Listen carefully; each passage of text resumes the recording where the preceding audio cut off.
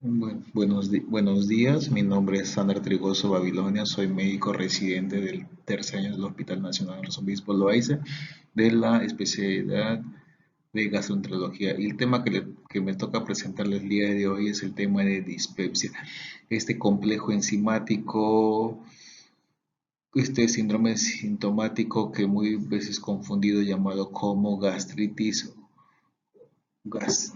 gastritis o indigestión y que involucra un síndrome de muchas manifestaciones de diversas enfermedades orgánicas, sistémicas o metabólicas, o no puede tener una causa evidente, ¿no? Y el tema de mi presentación se basa en esos puntos, generalidades, un poco de definición, clasificación, la epidemiología, fisiopatología, diagnóstico, cuadro clínico y un poco de tratamiento. Cuando hablamos de dispepsia debemos referirnos a una afectación gastrointestinal muy común que probablemente unos 5 personas lo van a padecer. El 20% de la población mundial se estima que presentan este complejo sintomático. Solo el 40% acuden a una consulta de atención primaria. No afecta la sobrevida, la mortalidad, pero sí impacta en la calidad de vida de las personas que lo padecen, generan altos costos. Las manifestaciones clínicas son muy comunes, su fisiopatología es poco entendida y la terapéutica es de eficacia limitada hasta el momento. ¿Qué se conoce como dispepsia? Se conoce como la presencia de un malestar epigástrico crónico recurrente episódico que integra diversos síntomas como dolor, ardor, distensión, saciedad temprana, plenitud, eructos o náuseas. Cuando hablamos de dispepsia debemos clasificarlos en tres grupos. Una dispepsia no investigada son aquellos pacientes sintomáticos que no se ha estudiado la causa, como aquella dispepsia secundaria, que exámenes diagnósticos que evidencian lesión orgánica que justifique los síntomas, y un grupo que se conoce como dispepsia funcional, donde se ha descartado la patología orgánica, no se ha encontrado la causa y la endoscopía, a pesar de todo, es negativa.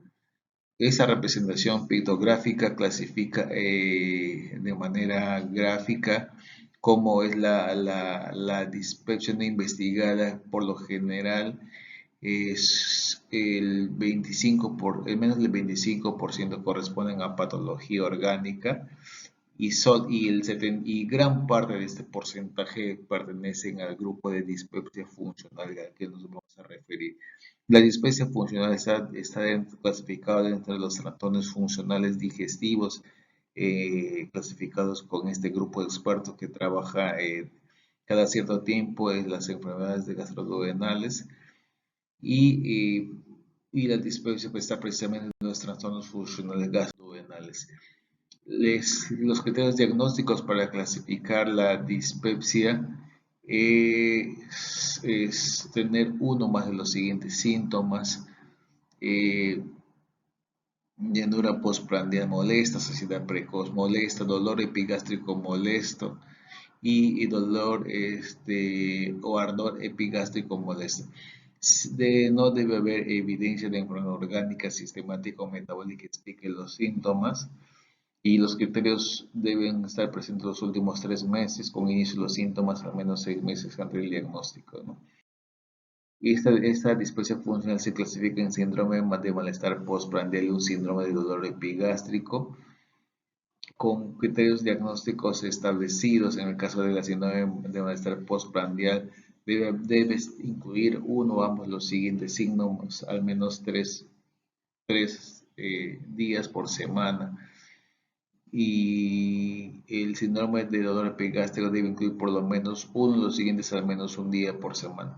Igual no debe haber evidencia de enfermedad orgánica, sistémica o metabólica que pueda explicar los síntomas, y deben estar en los criterios de los últimos 3 meses, con inicio de los síntomas antes de los 6 meses antes del diagnóstico. La dispepsia funcional se puede superponer con otros, con síntomas de los diferentes, de ambas clasificaciones. Ese es un pictograma que se ha establecido para poder, para que los pacientes comprendan mejor cómo perciben los síntomas y poder tener una mejor comunicación con el médico y poder describir básicamente los síntomas de dispepsia. En cuanto a la epidemiología, se estima que el más del 40% de la población padece de trastornos gastrointestinales funcionales y la dispepsia funcional está presente en el 4.872 y de preferencia es en mujeres sobre los hombres, ¿no? Entonces la dispepsia sí impacta en la calidad de vida, hay un mayor consumo de medicamentos, un mayor uso de los servicios de salud para la productividad laboral, cargo sociofamiliar, para el ingresos de ausentismo laboral. Esta dispepsia funcional, este complejo sindrómico también se superpone con otros síntomas de digestivo como la enfermedad de reflujo gastroesofágico, el síndrome de intestino irritable o la gastroparesia. Cuando realizar una endoscopia en pacientes con dispepsia no investigada, ¿cuál es la edad de corte? Es útil en todos, entonces, mm, eh, por lo general, se establece según la prevalencia de factores de riesgo relacionados a cáncer gástrico, ¿no? Y en este estudio que se pudo realizar, el 72,5% de endoscopías que hicieron esos pacientes con sintomatología de dispepsia, el 72,5% fue la endoscopía fue normal. El diagnóstico, la endoscopia debe realizarse en todo paciente con dispepsia no investigada que presente signos de alarma o falla de algún tratamiento inicial orientado a sintomatología principal.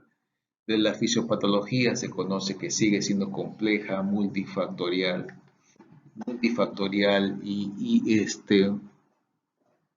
y está relacionados a anormalidades de sensorio-motoras gástricas, el vaciamiento gástrico retrasado, una alteración de la acomodación, hipersensibilidad gástrica. Nuevas observaciones en el duodeno como hipersensibilidad duodenal, sensibilidad duodenal a lípidos, inflamación y activación del sistema inmune. Factores asociados como la dieta, el estilo de vida, el tabaco, el alcohol, antiinflamatorios, factores psicosociales como el estrés, ansiedad, depresión, factores genéticos, infecciones.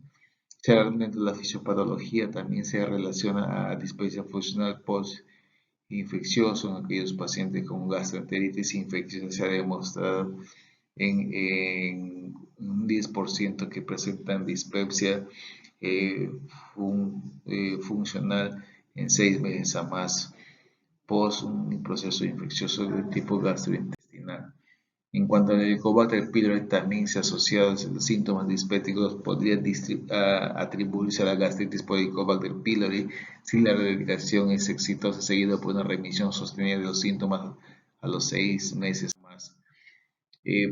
Como parte de la fisiopatología, se estima que también está involucrado en lo que es el microbioma y la disbiosis, aumentando la hipersensibilidad visceral, alteración de la motilidad, alteración de la permeabilidad de la mucosa, alteración de la hemostasis inmune, inflamación y activación del sistema inmune.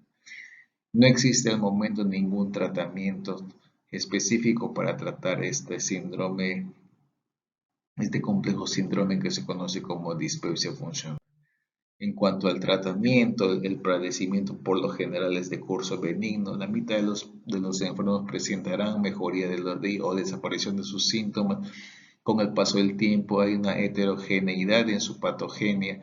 Los síntomas predominantes varían sustancialmente de persona a persona y las intervenciones desde la modificación de la dieta hasta la psicoterapia se han tratado de establecer y viendo y se ha demostrado relativa mejoría en los pacientes. Y el objetivo es básicamente un control sintomático de este síntoma y mejoría la calidad de vida de los pacientes. En cuanto al tratamiento farmacológico, básicamente está basado en cuanto a su fisiopatología y vemos los diferentes tipos de tratamiento relacionadas en cuanto a intervenir en la fisiopatología de dispepsia funcional. El tratamiento no farmacológico, la relación médico-paciente resulta fundamental y se ha establecido que es una intervención de mayor impacto con un placebo de 30 a 40% en esta patología, ¿no? En cuanto al tratamiento no farmacológico, la calidad de estudios sobre intervenciones dietarias es moderada y la evidencia científica es insuficiente, ¿no? Las terapias relacionadas a la dieta son de creciente interés para el paciente.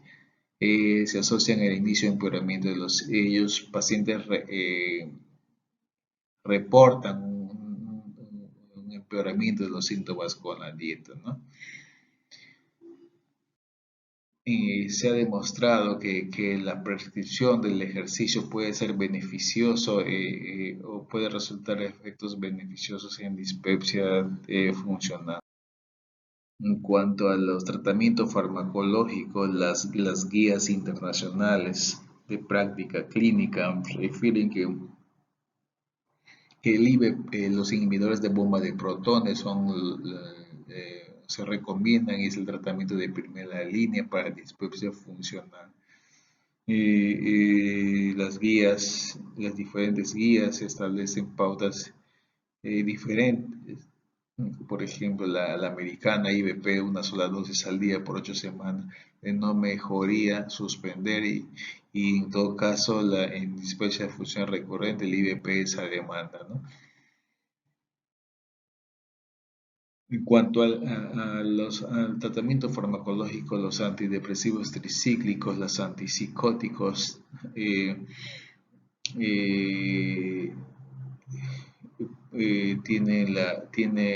se ha demostrado que también podrían ser eficaces en el tratamiento de estos pacientes. En cuanto a la dispepsia, a la disfunción gástrica, los procinéticos, el cisapril, el tegacerol, la cotiamida, este, los estudios son controvertidos y han demostrado una eficacia relativa en estos pacientes. En cuanto al tratamiento farmacológico y también en cuanto a los procinéticos, en los estudios se han demostrado diferentes heterogeneidad significativo y sesgo de publicación en el efecto general de estos procinéticos, ¿no? En cuanto al tratamiento farmacológico, los antiácidos, los sucralfatos, el bismuto, la simeticona no han demostrado eficacia en los pacientes con dispepsia. Algunas terapias alternativas en cuanto a esta patología, las guías clínicas sugieren que se ofrezca terapias psicológicas a los pacientes con dispepsia funcional que no responden al tratamiento farmacológico. También se recomienda el uso rutinario de medicamentos complementarios o alternativas para dispepsia funcional. Esto es para mostrar el algoritmo en general del manejo de un paciente con dispepsia no investigada, síntomas compatibles con dispepsia, ver los signos de alarma, riesgo de cáncer gástrico. De haber signos de alarma, por lo general se recomienda una endoscopía urgente. Y si no hay signos de alarma, manejo de dispepsia funcional, el Helicobacter pylori es una prueba de urea, los IBP como tratamiento hasta 8 semanas, los antidepresivos tricíclicos si no hay mejoría, pasar a procinético, considerar terapia psicológica. Como conclusiones, se puede establecer que la dispepsia funcional sigue siendo una entidad muy prevalente, complejo en cuanto al diagnóstico etiopatogenia y tratamiento. No tenemos aún marcadores que diagnostiquen la enfermedad. La región duodenal, esta parte del intestino y el microbioma, como se está viendo actualmente, probablemente sea el futuro más próximo para entender esta patología. Todavía hay muchos elementos en la evaluación y el manejo de dispepsia que requieren mayor investigación y la investigación continúa, promete identificar y desarrollar objetivos y estrategias de tratamiento. Eso es todo lo que tengo que informarles respecto a este tema.